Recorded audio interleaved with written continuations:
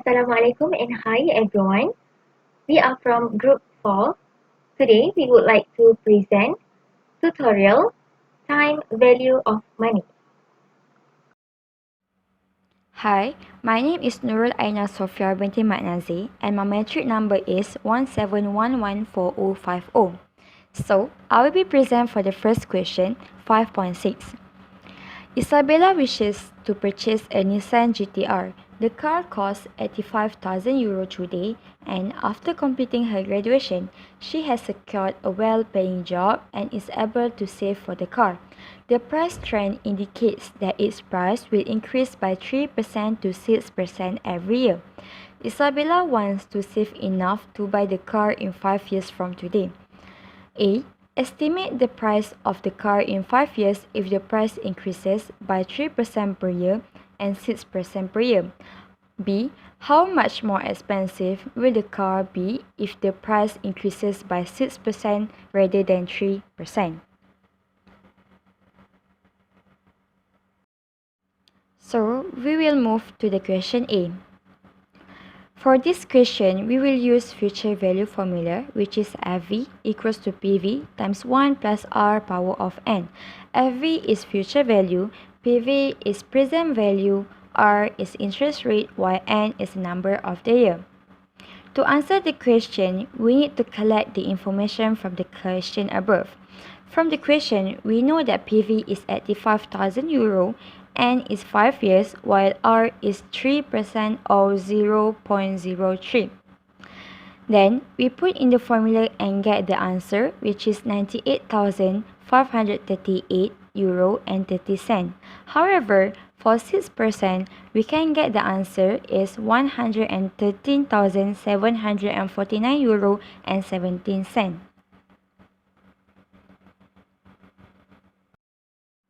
So, we will move to the question B. The question is, how much more expensive will the car be if the price increases by 6% rather than 3%? The answer is, if the car price increases by 6%, the car will be 5,210 euro and 87 cents more expensive than 3% increases of the car price.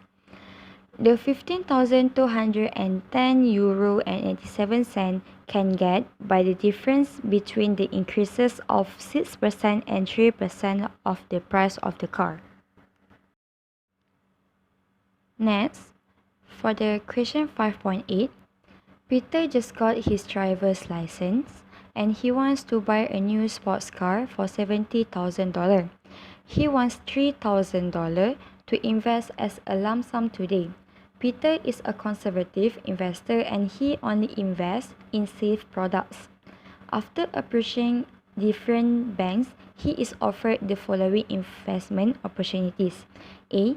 Riverbank Savings Account with an interest rate 10.8% compounded monthly. B. First State Bank Savings Account with an interest rate 11.5% compounded annually. C. Union Bank Saving Account with an interest rate 9.3% compounded weekly. How long it will take for Peter to accumulate enough money to buy the car in each of the three cases? So, for this question, we will use number of period formula. The formula is ln FB minus with ln PV divided by ln C plus I minus ln C. The FV is future value, PV is the present value, C is the number of compound periods per year, and I is the interest rate. Before answer the question, we need to collect the information from the question above. We know that PV is $3,000 and FV is $70,000. The difference between all of the question is the interest rate and number of compounded. For A, the interest rate is 10.8%, and since A is compounded monthly, the C will be 12 since we have 12 months in a year. Then, we put all of the information into the formula and we can get the number of period is 30 years. For B, the interest rate is 11.5% and compounded annually. Therefore, the C is equals to 1. The number of period for B is 28.9 or 29 years. However, for C, the interest rate is 9.3% and it is compounded weekly. Since we have 52 weeks in a year, therefore the C is equals to 52. Therefore, the number of period for C is 34 years. So now I will proceed with question problem 5.9. First of all, my name is Siti Sarah Abdul Ghani and my metric number is 17163306. Okay, back to the question. Kelly borrowed $30,000 to start a motor repair business in Hong Kong that she must repay in a lump sum within the next 9 years. The interest rate is 10% annually compounded and there is no prepayment penalty. Okay, for A, what amount will be due if she decides to repay the loan after 2 years? For this question, we will using the formula of future value equals to present value times with 1 plus interest rate power of number of years. So, since the question given the present value is 30,000, we will use the amount to times with 1 plus 0.1 power of 2 and the answer will be $36,300 for A. So for B, how much would she have to repay after 5 years? Same like A, but we only need to change the number of years to 5 and the answer will be 48,315.3. And C, what amount is due at the end of 8 years? Same like the previous questions, but we need to change the number of years to 8 years and the answer will be $64,307.66. That's all for this question. Alright guys, so now we will proceed with problem 512. Okay, so this question related to present value concept. Answer each of the following questions. How much money will you have to invest today to accumulate $6,000 after 6 years if the rate of return of your investment is 12%? Okay, since the question relate to present value, obviously we will use the formula of present value equals to future value divided by 1 plus I power of number of years. Since the future value is 6,000, we will use the amount to divide with 1 plus 0.12 power of 6 and we will get $3039.79. Alright, so now I will continue with B. What is the present value of 6,000 that you will receive after 6 years if the discount rate is 12%? We will use the same formula as A, which is present value equals to future value divided by 1 plus interest rate power of n. So we will take 6,000 divided by 1 plus 0.12 power of 6. And the answer is same as A, which is $3039.79. Next, what is the most you will spend today for an investment that will pay $6,000 in 6 years if your opportunity cost is 12%? We will use the same formula, which is present value, and the answer will be $3039.79 as well. Okay, that's for A, B, and C. For D, compare, contrast, and discuss your findings in parts A through C. Alright, so for compare A, B, and C, the answer will be the present value for the 3 questions above are the same because we are comparing what amount is required to achieve a future amount based on the same interest, yields, and also future value. It is important to understand that the reason I wouldn't invest more than the present value is because if I do so, I will lose money. And this is because money today is worth less than money tomorrow. That's all for this question, problem 512. And my friends will continue with the other questions. Hi, I am Noraina Nazura, So I'm going to present the question number P519. The question is about future value of an annuity. Let's proceed to the question. Okay, the question is, for each case in the accompanying table, answer the question that follow. For case A, the annuity payment is $2,500 with 8% interest rate and 10 years of annuity length. While case B, annuity payment is $500 with 12% interest rate and 6 years annuity length.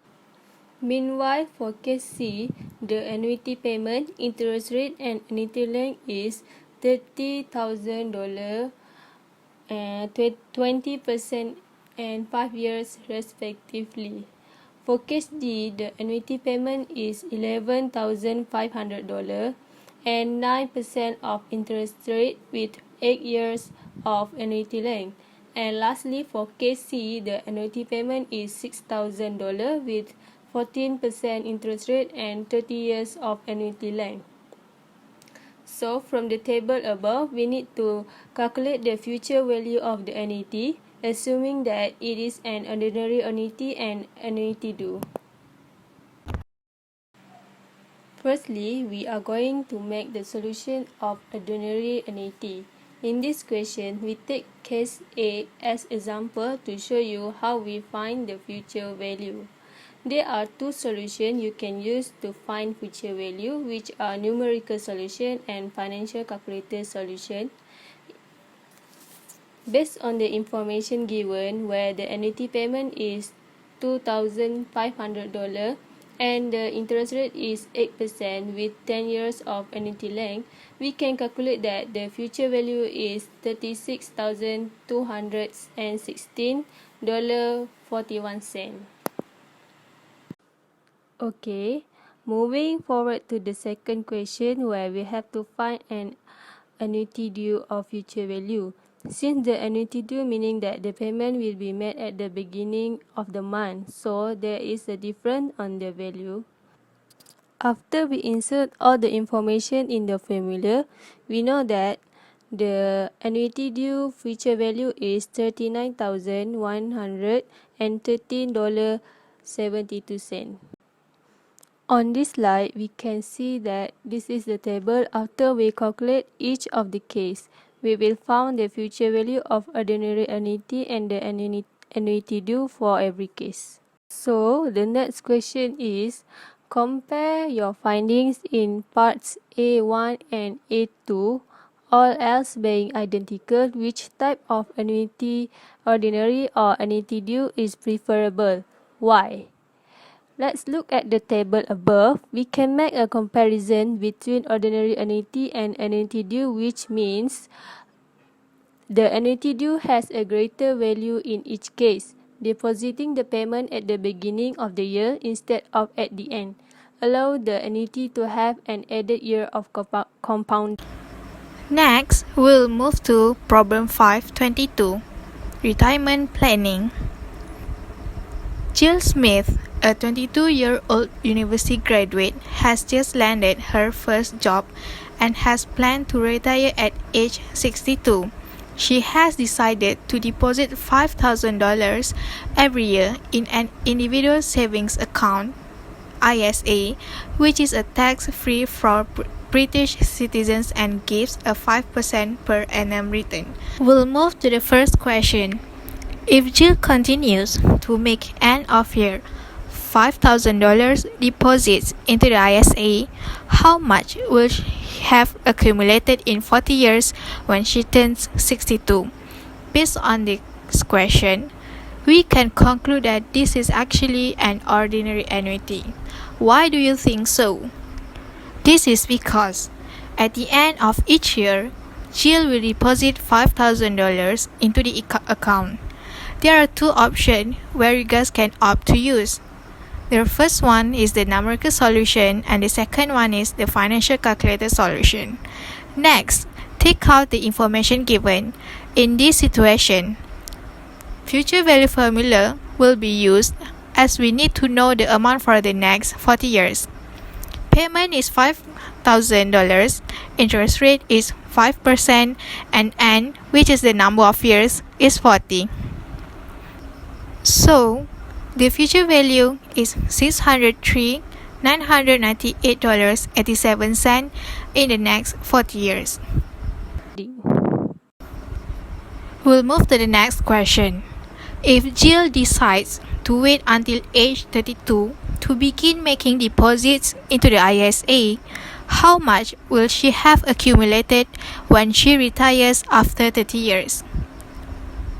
Given in the situation, this is the same as the previous question, where the only thing that needs to be changed is n, which is the number of years, which is 30, as Jill decides to put the money in her account at the age of 32.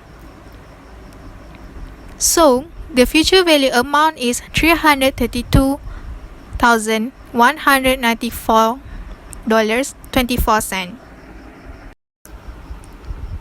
Using your findings in Part A and B, discuss the impacts of delaying deposits into the ISA for 10 years on the amount accumulated by the end of period.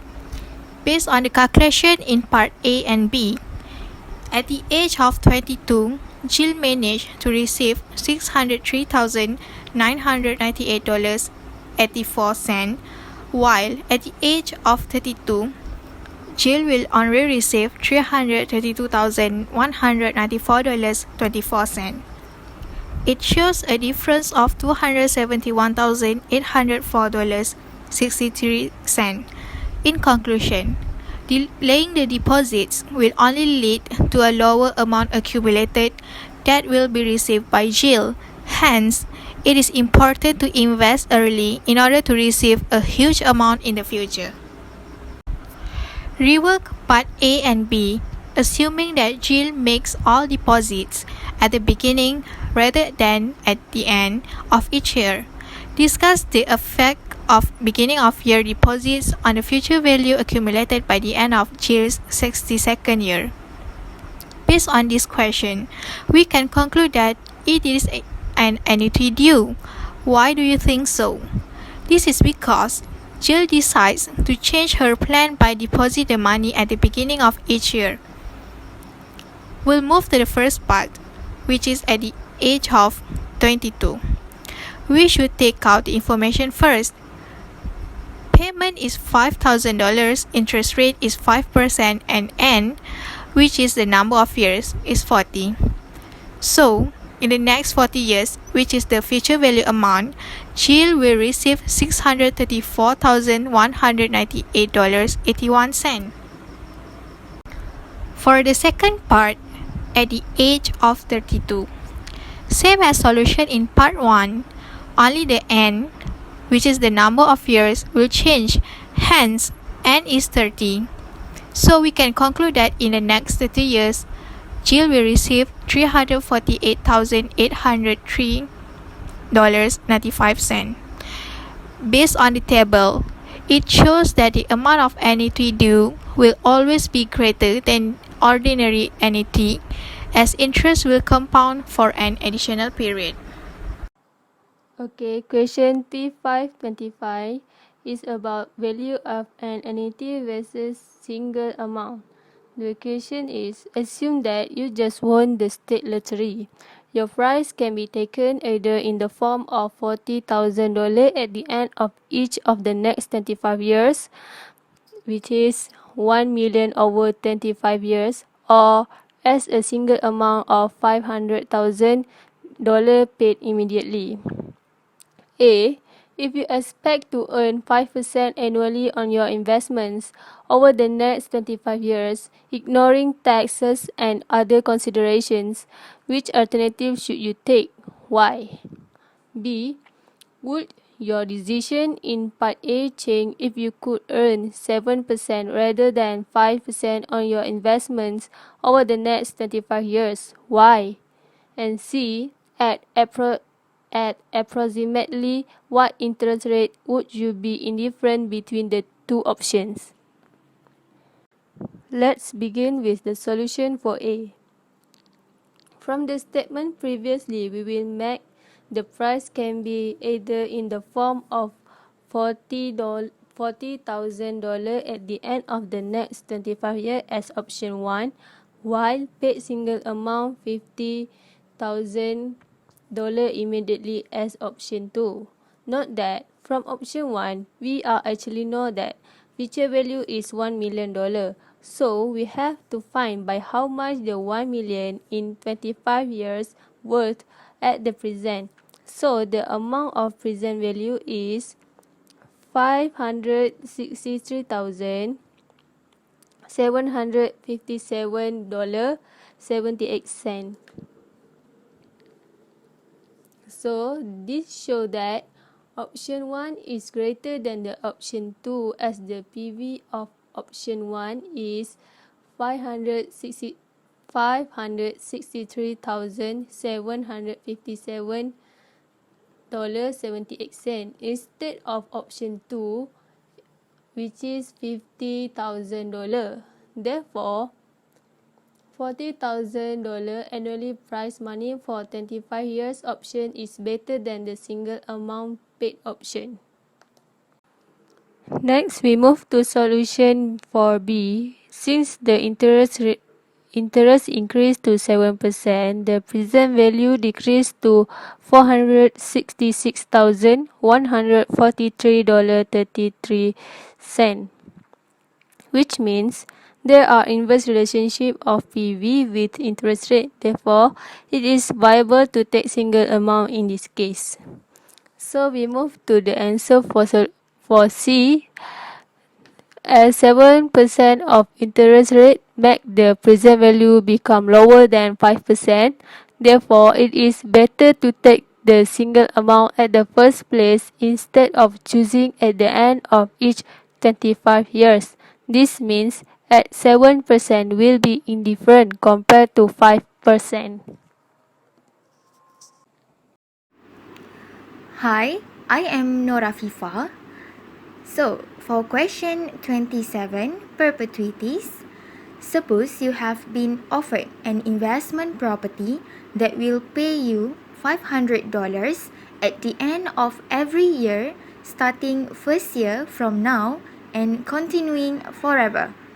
Assume the relevant discount rate is 6%. Now, we look at the question given. A. What is the maximum amount you will pay for the investment? So how we gonna calculate it? We need to find present value perpetuity equals to cash payment divided by discount rate.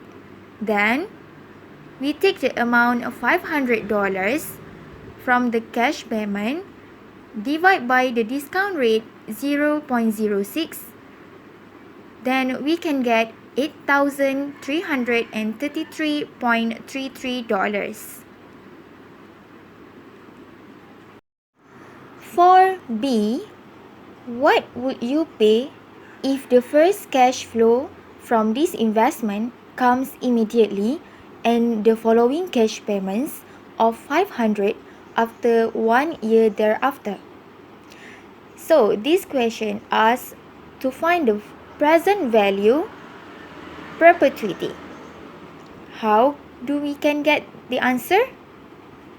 Present value, which is the maximum amount that we can get from question A, we need to plus with the cash flow after 1 year, which is $500. Then we can get the total present value $8,833.33. Okay everyone, so for question 27C, suppose the first cash flow from this investment is 4 years from now. That is the first payment will be made at the end of 4th year and will continue every year thereafter. How much is this worth to you today? We know that the maximum payment that I would pay 4 years from now is $8,333.33. So we need to find the present value that we need to pay today. The formula is present value equals to fair value divided by 1 plus interest rate or discount rate to the power of n. The cash payment, which is the fair value, is $8,333.33 divided by 1 plus 0.06 to the power of 4, which is the 4 years. Eventually, we could get $6,600.78 for the present value. Okay, that's all from us. Thank you.